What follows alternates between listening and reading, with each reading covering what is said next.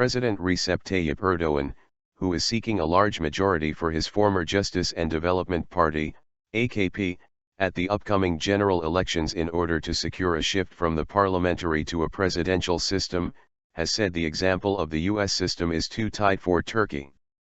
They say the president wants to remove the system of checks and balances. Never. There is a two-house system in the US. But this is too protected. We want it to be one house, Erdoğan said, addressing members of the Confederation of Turkish Tradesmen and Craftsmen at the presidential palace in Ankara on February 4. As Turkey gets stronger, new needs emerge. The current administrative structure is too tight for Turkey. We have to move beyond this, he added. The AKP needs to win at least 330 seats in Turkey's 550-seat parliament in order to secure enough votes for a constitutional change. However, the elections on June 7 will see the party racing without him in charge for the first time after his election as president in August 2014. Prime Minister Ahmet Davutoglu will be leading the AKP during the election campaign.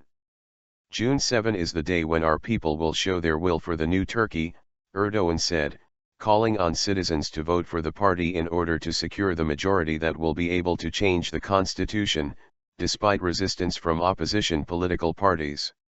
Isn't the US an advanced democracy? So how is it ruled? With the presidential system, he added. We will pursue a new constitution and presidential system, as we believe Turkey needs a fundamental change, Erdoğan said, adding that there were no preconditions in discussions on the constitution and presidential system and calling on everyone to put forward their opinions. All opinions will be discussed and in the end our people will make the final decision, he said. The president also stressed again that these were not new issues and were also promises made in his presidential election last year. Main opposition Republican People's Party, CHP, leader Kemal Kılıçdaroğlu vowed on February 3 that the presidential system will not come into existence as long as his party exists, with the two other opposition parties also strongly criticizing the attempts.